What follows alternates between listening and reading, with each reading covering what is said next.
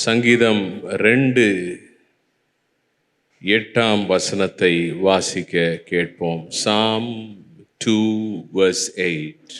என்னை கேளும், அப்பொழுது ஜாதிகளை உமக்கு சுதந்திரமாகவும் பூமியின் எல்லைகளை உமக்கு சொந்தமாகவும் கொடுப்பேன். ஆங்கிலத்தில் நாம் வாசிக்கும்போது ask of me and I will certainly give.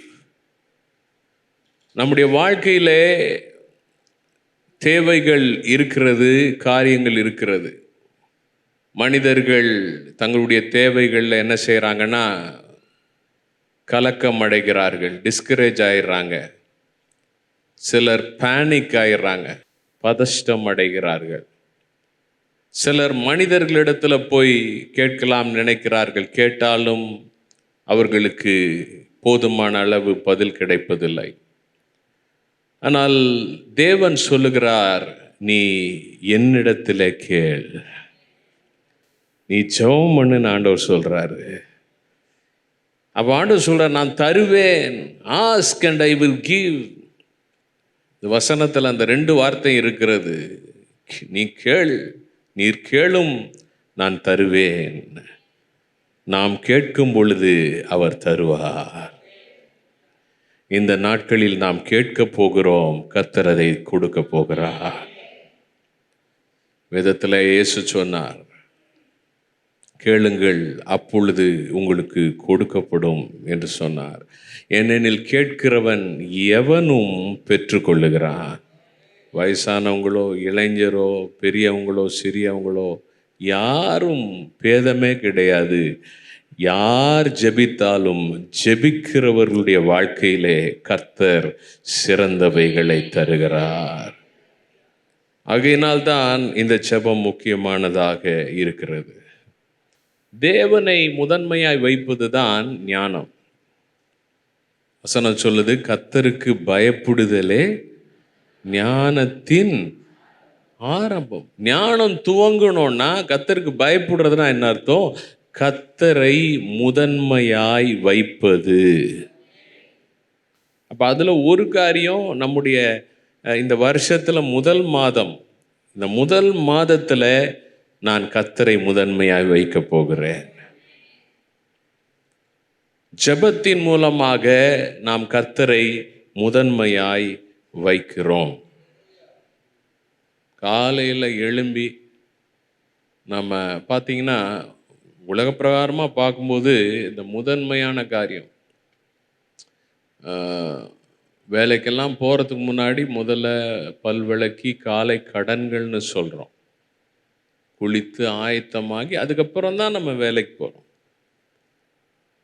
ஒரு 2 வீலர் இல்லை 4 வீலர் வச்சுருக்கிறோன்னா, இல்லை எலக்ட்ரிக் காரோ எலக்ட்ரிக் பைக்கோ எது வச்சுருந்தாலும் அதுக்கு தேவையான பெட்ரோல், டீசல், சார்ஜிங் பண்ணாதான் நம்ம அதை பயன்படுத்த முடியும். நைட்டு வெளியில் போயிட்டு வீட்டுக்கு வரோம், முதல் வேலை வீட்டுக்குள்ளார நுழைஞ்ச உடனே லைட்டை ஆன் பண்ணுறோம். ஊருக்கு போகும்போது மெயின்ஸை ஆஃப் பண்ணிட்டு போயிருக்கோன்னு வச்சுப்போமே, ஊர்லேருந்து வரும்போது முதல்ல மெயின்ஸை ஆன் பண்ணுறோம். First things first. முதல் காரியத்திற்கு முதலிடம் கொடுப்பது ஞானத்தின் ஆரம்பமாய் இருக்கிறது. முதல் செய்ய வேண்டிய விஷயத்தை விட்டுட்டா அங்கே காரியங்கள் சரியாக இருக்காது. அப்போ அதுபோல் ஜெபத்துக்கு நம்ம முதலிடம் கொடுக்கணும். ஜெபம் என்று சொல்லும் பொழுது அது இருவழி தொடர்பு. நான் ஆண்டவர்கிட்ட பேசுறது ஒரு வழி, அவர் என்னோடு பேசுகிறார், அது 2வது வழி. நான் தேவனோடு பேசுகிறது அது ஒரு காரியம். அவர் எப்படி என்னோடு பேசுகிறார்? தம்முடைய வார்த்தையை கொண்டு பேசுகிறார். என்னுடைய உள்ளத்தில் அவருடைய ஆவியிலே பேசுகிறார். ஹல்லேலூயா. பைபிளில் இவ்வளோ நேரம் ஜெபிக்கணும் அப்படின்னு எந்த இடத்துலையும் சட்டம் எழுதப்பட்டு கொடுக்கப்படவில்லை. ஆனால் இயேசு கிறிஸ்து சொல்லுகிறார், மத்தேயு 26:40 நாம் பார்க்கும்போது வாசிக்க கேட்போம். மத்தேயு 26:40. பின்பு அவர் சீசர்களிடத்தில் வந்து அவர்கள் நித்திரை பண்ணுகிறதை கண்டு பேதுருவை நோக்கி, நீங்கள் 1 மணி நேரமாவது என்னோடே கூட விழித்திருக்க கூடாதா? நீங்கள் 1 மணி நேரமாவது என்னோட கூட விழித்திருக்க கூடாதா? எல்லாரும் சேர்ந்து சொல்லலாம்.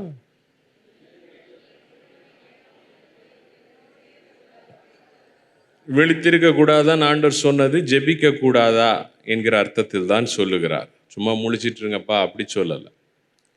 அப்ப பைபிள் வாசிச்சு ஜெபிக்கிறதுக்கு இயேசு கிறிஸ்து நமக்கு சொன்ன ஒரு முன்மாதிரி 1 மணி நேரமாவது நம்ம ஒரு நாளிலே கொடுப்பது நல்லதாக இருக்கிறது. இயேசு கிறிஸ்து தன்னுடைய வாழ்க்கையில் அவர் தேவகுமாரனாய் இருந்த போதிலும் அவர் ஜெபிக்கிறவராய் இருந்தார். சில மணி நேரங்கள் ஜெபித்தார். அதிகாலையில் எழும்பி ஜெபித்தார். இரவு முழுவதும் விழித்திருந்து ஜெபித்து தன் சீஷர்கள் யார் என்பதை தெரிந்து கொள்ளுகிறார். ஆகையினால் ஜெபம் மிகவும் முக்கியமான இடத்தை இயேசுவின் வாழ்க்கையிலே வகித்தது.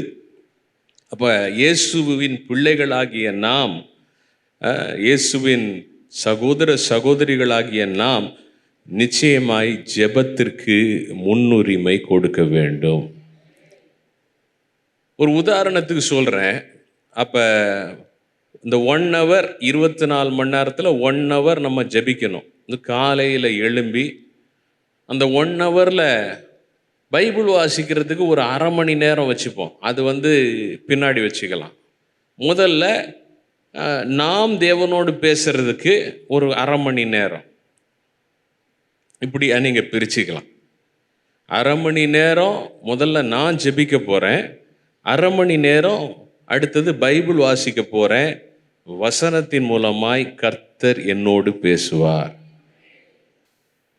ஆகையினாலே ஜெபிக்கிறது ஒன்று நமக்கு உற்சாகத்தை கொடுக்கிறது. இன்னொன்று பார்த்தீங்கன்னா, அந்த ஜெபம் என்பது அதனுடைய பகுதிகளை வேகமாய் நான் சொல்ல போகிறேன். அந்த ஜெபம் தேவன் நம்முடைய உள்ளத்திலே நம்மோடு பேசும் பொழுது அவர் சத்தத்தை கேட்கிறதற்கு நம்முடைய மனதை பண்படுத்துகிறது. நான் செய்தி ஆரம்பிக்கிறதுக்கு முன்னாடியெல்லாம் சொன்னேன், வர்ஷிப் டைம் ரொம்ப முக்கியம். அதை நம்ம தனிப்பட்ட வாழ்க்கையிலும் செய்யணும், சர்ச்சிலையும் நம்ம மிஸ் பண்ணக்கூடாது. ஏன் அப்படின்னு காரணம் சொன்னேன். அந்த ஆராதனை, அந்த துதி நேரம் நம் மனதை பண்படுத்துகிறது. நீங்கள் பாருங்க, நல்லா துதிச்சு ஆராதிக்கும் போது தேவ பிரசன்னத்தை நாம் உணர முடியும். அந்த பிரசன்னம் ஒரு உணர்ச்சியோடு போய்விடாது. அந்த பிரசன்னம் அடுத்தது நம்ம வேதத்தை எடுத்து வாசிக்கும் போது நம்மோடு ஆவியானவர் இடைப்படுவார். ஆகையினால் இவைகளெல்லாம் நாம் ஞானமாக ஒரு ஒழுங்காக, கிறிஸ்தவ வாழ்க்கை என்பது ஒரு ஒழுங்கான வாழ்க்கை, நாம் செய்யும் பொழுது அதற்குரிய பலனை நாம் பார்க்க முடியும். இப்போ பைபிள் வாசிக்கிறது 30 நிமிஷத்தை பற்றி இன்னைக்கு நான் பேசுறதுக்கு நேரம் அல்ல. முதல்ல ஜெபிக்கிறதுனுடைய 30 நிமிஷம், ஒரு உதாரணத்துக்கு 30 நிமிஷம் எடுத்துக்கிறேன். சிலர் 40 நிமிஷம் ஜெபிக்கலாம், சிலர் கூட ஜெபிப்பீங்க. ஆனால் நான் எல்லாருக்கும் பொதுவான ஒரு காரியத்தை சொல்ல விரும்புகிறேன். 1 மணி நேரம் மொத்த ஜெபத்தில் முதல் 30 நிமிஷம் நாம் ஆண்டவரோட பேசுகிற நேரம். அதை இப்படியாக பிரிக்கலாம். வேக வேகமாக நாம் பார்க்க போகிறோம். முதலாவது நன்றி சொல்லுதல். எல்லாரும் சொல்லுங்க. அப்போ முதல்ல நம்ம ஆரம்பித்த உடனே முதல் ஒரு 5 நிமிடங்கள் நன்றி சொல்லணும். சங்கீதம் 103:2 நன்றி சொல்லுதல்னா ஸ்தோத்திரம் அப்படின்ற வார்த்தை, அது சமஸ்கிருத வார்த்தை, அதிகமாக நம்ம பயன்படுத்துகிறோம். சங்கீதம் 103:2 வாசிக்க கேட்போம். என் ஆத்துமாவே கர்த்தரை ஸ்தோத்திரி, அவர் செய்த சகல உபகாரங்களையும் மறவாதே. எத்தனை பேர் ஆமென் சொல்றீங்க? கர்த்தருக்கு நன்றி சொல்லு என் ஆன்மாவே, காரணம் அவர் செய்த சகல உபகாரங்கள். நன்மைன்றது தகுதி இருக்கிறது செஞ்சாரு. உபகாரன்றது தகுதியே இல்லாத உனக்கு அவர் செய்தாரு. அதை மறக்காத அப்படின்னு சொல்லிட்டு அதோட நிறுத்திடல. அதுக்கப்புறம் தான் துவங்குறாரு. என்ன நன்மையெல்லாம் செய்தார். உன் அக்கிரமத்தை எல்லாம் மன்னித்தாரே, அவருக்கு நன்றி சொல்லு. நோய்களெல்லாம் சுகமாக்கினீரே, உமக்கு நன்றி. ஆண்டவர், மரணத்திலிருந்து என்னை காப்பாத்தினீரே, உமக்கு நன்றி. என்னை கிருபையால் இரக்கத்தால் முடிசூட்டினீரே, உமக்கு நன்றி. நல்ல விஷயங்களை என் வாயில், நன்மையால் என் வாயை திருப்தியாக்கினீரே, நல்ல உணவு தந்தீரே, நல்ல வார்த்தை தந்தீரே, உமக்கு நன்றி. இன்னும் சொல்லிகிட்டே போகிறாரு. நீதி நியாயம் செய்தீரே, நான் ஒடுக்கப்பட்ட நேரத்தில் உமக்கு நன்றி. அப்போ நம்ம என்ன செய்யணும்னா, அந்த 5 நிமிஷத்தில் யோசிச்சு பார்க்கணும். சங்கீதக்காரன் இதெல்லாம் யோசிச்சு பார்த்தார். நம்ம யோசிச்சு பார்க்கணும். போன வாரம் எப்படிலாம் கடவுள் நமக்கு நல்லது செஞ்சார். எதையுமே யதார்த்தமாக எடுத்துக்கக்கூடாது, சும்மா எடுத்துக்கக்கூடாது. இது நடந்துச்சுன்னா கர்த்தர் தான் இதை செய்தார். கர்த்தர் தான் போன வாரம் எனக்கு இந்த காரியத்தில் வழியை காட்டினார். கர்த்தர் தான் எனக்கு இந்த காரியத்தில் உதவி செய்தார். கர்த்தர் தான் நான் சோர்ந்து போன இருந்த நேரத்தில் தூக்கி எடுத்தார். அப்போ உணர்ந்து நம்ம ஆண்டவருக்கு நன்றி சொல்ல வேண்டும். அல்லேலூயா. குறிப்பிட்ட சம்பவங்கள், குறிப்பிட்ட காரியங்களை நினச்சி பார்த்து, அப்பா இப்படியெல்லாம் செஞ்சீங்களே, இப்படியெல்லாம் எனக்கு உதவி செஞ்சீங்களே, இப்படியெல்லாம் நான் பாதுகாத்தீங்களே, உமக்கு நன்றி அப்படின்னு உணர்ந்து சொல்கிற நன்றி, அது தேவனுடைய இருதயத்தை தொடுகிறதா இருக்கிறது. உங்கள் பிள்ளை உங்கள்கிட்ட வந்து, பாப்பா இந்த காரியத்தை, இந்த கிஃப்ட் எனக்கு கொடுத்தீங்க, அதுக்காக தேங்க்யூ, இந்த கிஃப்ட்டுக்காக தேங்க்யூ அப்படின்னு குறிப்பாக சொல்லும்போது அது உங்களுக்கு சந்தோஷத்தை கொடுக்கும். மம்மி இந்த ஷர்ட் வாங்கி கொடுத்தீங்க, இந்த ட்ரெஸ் வாங்கி கொடுத்தீங்க, தேங்க்யூ. அது மாதிரி தான் எப்படி நம்ம அப்பா பிள்ளை உறவோ அதே மாதிரி தான் தேவனிடத்தில் நாம் வந்து உணர்ந்து நன்றி சொல்ல வேண்டும். இதுக்கு ஒரு 5 நிமிஷம் வச்சுங்க.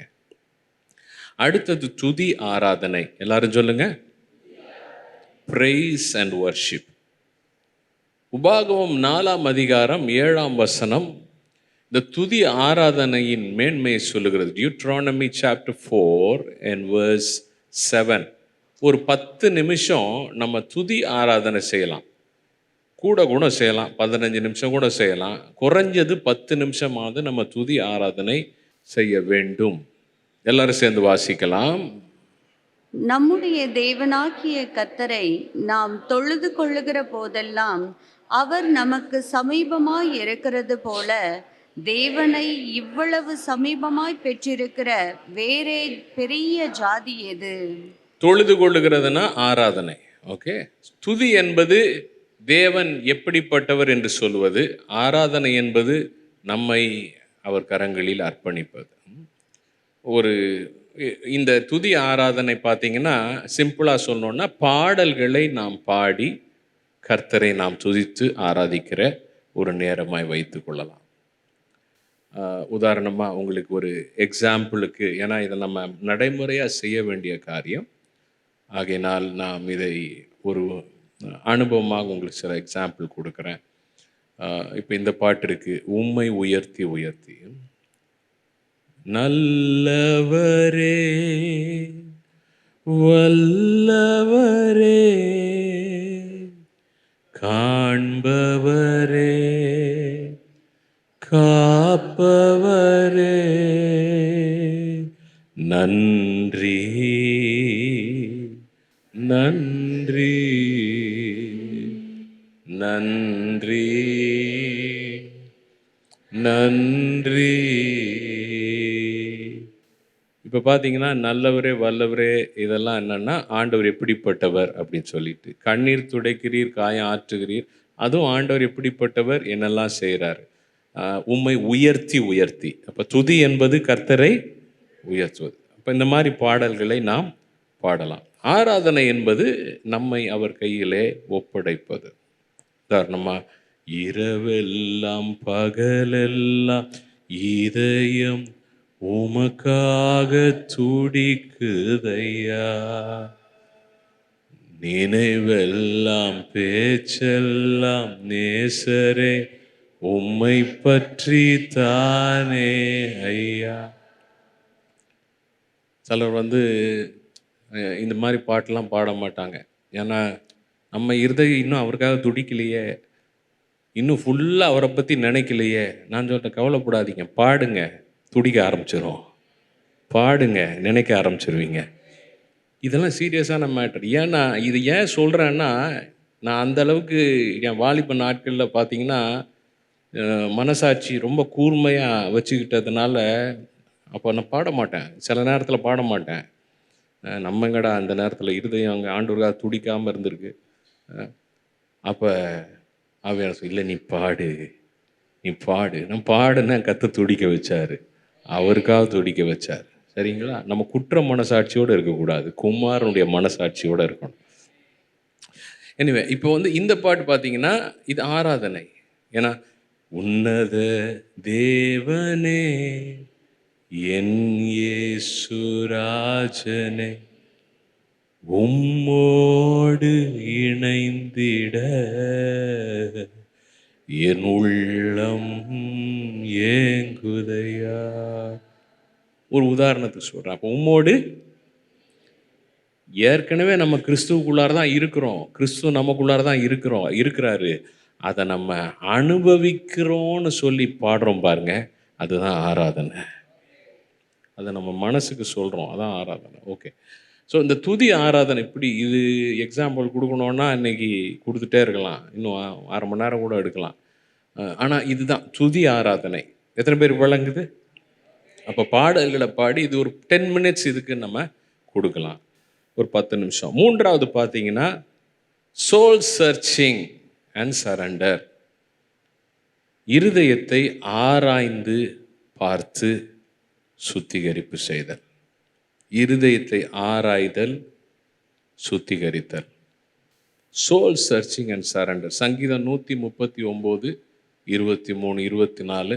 இதுக்கு ஒரு 5 நிமிஷம் நம்ம கொடுக்கலாம், ஒரு 5 மினிட்ஸ் கொடுக்கலாம். Psalm 139, 23, 24 எல்லாரும் சேர்ந்து நம்ம வாசிக்கலாம். தேவனே, என்னை ஆராய்ந்து என் இருதயத்தை அறிந்து கொள்ளும். என்னை சோதித்து என் சிந்தனைகளை அறிந்து கொள்ளும்.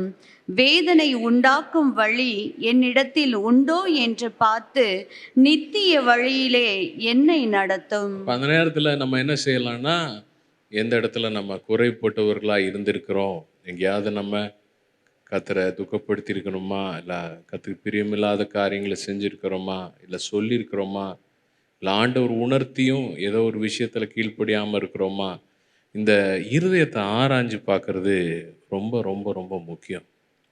ஒரு குடும்பத்தில் கூட பார்த்தீங்கன்னா எல்லாம் ஓகே தான் அப்படின்னு சொல்லிட்டு கணவன் மனைவியாக உறவை ஓட்டிக்கிட்டு இருக்கிறவங்களுக்கும், உண்மையாலுமே நான் என் மனைவியை கரெக்டாக ட்ரீட் பண்ணுறேன்னா, என் கணவருக்கு நான் அவர் மனசை புரிஞ்சிட்டு செயல்படுறேன்னா, இப்படி ஆராய்ந்து வாழ்கிறவர்களுக்கும் பெரிய வித்தியாசம் உண்டு. அப்போ ஆண்டவருக்கும் நமக்கும் இருக்கிற அந்த உறவை நம்ம ஆராய்ந்து பார்த்து, நாம் குறைவுகள் எங்கே இருக்குதோ அதுக்காக நம்ம குற்றப்படுவ தேவையில்லை. தேவன் நம்மை குற்றப்படுத்த மாட்டார், நம்மை சுத்திகரித்து கொள்ள வேண்டும். ஸோ இது ரொம்ப முக்கியமான காரியம். This will give us continuous progress in our spiritual life. நம்முடைய ஆவிக்குரிய வாழ்க்கையிலே இது நம்மை தொடர்ச்சியான ஒரு முன்னேற்றத்துக்குள் நடத்தும். அப்போ சுத்திகரிச்சுட்டு, ஆண்டவரே நான் ஜீவனுள்ள உயிருள்ள திருப்பலியாக ஒப்பு கொடுக்குறேன், ஆண்டவரே என்னை நீர் ஆட்கொள்ளுவீராக. Praise the Lord. எத்தனை பேர் வழங்குது? இப்போ என்ன நடக்கும்னா, இப்படி நம்ம ஆராய்ந்து ஒப்பு கொடுக்கும்போது கர்த்தர் நம்மை மன்னிக்கிறார், சுத்திகரிக்கிறார் ஒரு பக்கம் இருக்க, திரும்ப நாம் செய்யாதபடிக்கு, திரும்ப விழாதபடிக்கு கிருபையை கர்த்தர் நமக்கு தருவார். ஆமென். ஆமாம். ஸோ அந்த கிருபைக்காகவும் நம்ம தேவனிடத்தில் கேட்கணும். 3 விஷயம் பார்த்தணும். 4வது இன்டர்செஷன், மன்றாட்டு ஜெபம். 1 தீமோத்தேயு 2ஆம் அதிகாரம் 1-2. நான் பிரதானமாய் சொல்லுகிற புத்தி என்னவெனில், எல்லா மனுஷருக்காகவும் விண்ணப்பங்களையும் ஜெபங்களையும் வேண்டுதல்களையும் ஸ்தோத்திரங்களையும் பண்ண வேண்டும். நாம் எல்லா பக்தியோடும் நல்லொழுக்கத்தோடும் கலகம் இல்லாமல் அமைதலுள்ள ஜீவனம் பண்ணும்படிக்கு ராஜாக்களுக்காகவும் அதிகாரமுள்ள யாவருக்காகவும் அப்படியே செய்ய வேண்டும்.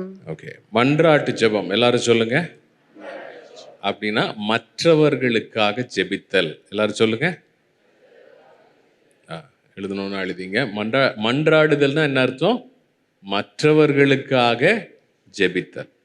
மற்றவர்களுக்காக ஜெபிக்கிறது அப்படின்னும் போது நாம் தேசங்களுக்காக ஜெபிக்கலாம், ஜெபிக்க தொடங்கலாம்.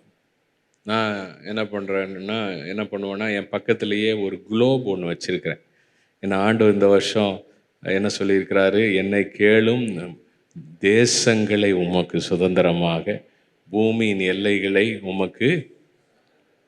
அதனால் நான் சில மாதங்களாகவே ஒரு குளோபை பக்கத்தில் வச்சுட்டு, ஆண்டவர் எப்போ இந்த வாக்கை ரிலீஸ் பண்ணாரோ அந்த குளோபில் தேசங்கள் மேலே, கண்டங்கள் மேலே கையை வச்சு, ஆண்டவரே உம்முடைய ராஜ்யம் வருவதாக, உம்முடைய சித்தம் இந்த தேசங்களில் செய்யப்படுவதாக. அப்போ ஒரு குட்டி குளோபை வாங்கிக்கலாம். ஏன்னா ஒரு 100 ரூபா ஆக போகுது. நீங்கள் எந்த தேசத்துக்காகலாம் ஜெபிக்கிறீங்களோ அந்த தேசத்தில் கர்த்தர் ஒரு கிரியை செய்வார். அப்போ எருசலேமின் சமாதானத்துக்காக ஜெபிக்க வேண்டும், வேதம் சொல்லுகிறது. அடுத்து நம்முடைய தேசத்துக்காக ஜெபிக்கணும், நம்முடைய தலைவர்களுக்காக. அப்போ அப்படி நம்ம ஜெபிக்கணும். இது மற்றவர்களுக்காக ஜெபிக்கிறோம். அந்த நேரத்தில் நம்முடைய சபைக்காக, ஊழியங்களுக்காக நம்ம ஜெபிக்கணும். முக்கியமாக நாம் ஆண்டவரை அறியாத நம்முடைய ஆத்துமாக்களுக்காக ஜெபிக்கணும். ஏன்னா ஆண்டவர் ஆத்துமாக்களை உனக்கு தருவேன்னு சொல்லியிருக்கிறார். ஹல்லேலூயா. மகா அறுவடையின் ஆண்டு. ஹல்லேலூயா. அப்போ இந்த மன்றாட்டு ஜெபம் செய்யும்போது இந்த வாக்குத்தத்தத்தை சொல்லி நம்ம ஜெபிக்கலாம். ஆண்டவரே நீங்கள் சொன்னீங்களே, என்னை கேளுன்னு சொன்னீங்களே, நான் கேட்குறேன் ஆண்டவரே, இந்த தேசங்களை நீர் ரட்சிப்பீராக. ஆண்டவரே மனிதர்களை ரட்சிப்பீராக, ஆத்துமாக்கள் எனக்கு தருவீராக. ஆண்டவரே எல்லைகளை எனக்கு தருவீராக, இடங்களை தருவீராக. யாருக்கும் வேணாமா? நல்லா ஆமென் சொல்லுங்க. குட். எத்தனை நிமிஷம் ஆயிடுச்சு? 25 நிமிஷம் ஆயிடுச்சு. கடைசி 5 நிமிஷம் பார்த்தீங்கன்னா சப்ளிகேஷன் அண்ட் ஸ்பிரிட் ப்ரேயர், விண்ணப்பித்தல், ஆவியில் ஜெபித்தல். சொல்லுங்க. 2 வசனங்களை குறிச்சிங்க. பிலிப்பியர் 4ஆம் அதிகாரம் 6-7 வாசிக்க கேட்போம். நீங்கள் ஒன்றுக்கும் கவலைப்படாமல் எல்லாவற்றையும் குறித்து உங்கள் விண்ணப்பங்களை ஸ்தோத்திரத்தோடே கூடிய ஜெபத்தினாலும் வேண்டுதலினாலும் தேவனுக்கு தெரியப்படுத்துங்கள். அப்பொழுது எல்லா புத்திக்கும் மேலான தெய்வ சமாதானம் உங்கள் இருதயங்களையும் உங்கள் சிந்தைகளையும் கிறிஸ்து இயேசுவுக்குள்ளாக காத்துக்கொள்ளும். ஆமென் சொல்லுங்க. பவுல் இங்க என்ன சொல்றாரு? நீங்க எதுக்கும் கவலைப்படாதீங்க, எல்லாத்துக்காகவும் நல்லா ஸ்தோத்திரம் பண்ணி ஆண்டவர்கிட்ட சொல்லுங்க. விண்ணப்பித்தல்ன்றது நமக்காக ஜெபித்தல். நம்ம தேவைகள், நம்முடைய பலன், நம்முடைய சுகம், குடும்பம், பிள்ளைகள், படிப்பு, இந்த காரியங்கள், பொருளாதாரங்கள், வேலை, தொழில், நம்ம கீழே வேலை செய்கிறவங்க, இதெல்லாம் விண்ணப்பித்தல், நமக்காக ஜெபித்தல். அப்போ விண்ணப்பிச்சுட்டு என்ன செய்யணும்னா ஆவியில் நிரம்பி ஜெபிக்கணும். எபேசியர் 6:18 வாசிப்போம். எந்த சமயத்திலும் சகலவிதமான வேண்டுதலோடும் விண்ணப்பத்தோடும் ஆவியினாலே ஜெபம் பண்ணி. எதனால ஜெபம் பண்ணி? எதனால ஜெபம் பண்ணி? எதனால ஜெபம் பண்ணி? அப்படின்னா பரிசுத்தாவில் நிரம்பி அந்நிய பாஷையில் ஜெபிக்கணும். ஒரு அல்லேலூயா சொல்லுங்க. ரிசல்ட் பாருங்க. அப்படி ஜெபிக்கிறதுனுடைய ரிசல்ட் எல்லாரும் சேர்ந்து வாசிக்கலாம். அதன் பொருட்டு மிகுந்த மன உறுதியோடு நமக்கு என்ன கிடைக்கும்? மன உறுதி. Praise the Lord. Hallelujah. ஆமென். ஒரு நல்ல பலனை கர்த்தர் தருவார். தைரியத்தை, வாழ்க்கையை சந்திக்கும் தைரியத்தை தருவார், நம்பிக்கையை தருவார். சகல பரிசுத்தவான்களுக்காகவும் பண்ணும் விழித்து கொண்டிருங்கள், பண்ணும் வேண்டுதலோடும் விழித்து கொண்டிருங்கள். ஹல்லேலூயா. அந்நிய பாஷையில் பேசும் பொழுது என்ன நடக்கும்னா ஆவியிலே ஒரு விழிப்பு உண்டாகிறது. இந்த 30 நிமிஷம் ஜெபம் முடிக்கும் போது அந்நிய பாஷையில் பேசி ஜெபிக்கிறோம். கருத்தோடும் ஆவியோடும் ஜெபம் பண்ணுவேன், கருத்தோடும் ஜெபம் பண்ணுவேன். 1 கொரிந்தியர் 14:15. அப்போ ஆவியில் நம்ம ஜெபிச்சு முடிக்கும் போது என்ன நடக்கும்னா நம்முடைய மனம் ஆயத்தமாக இருக்கும்.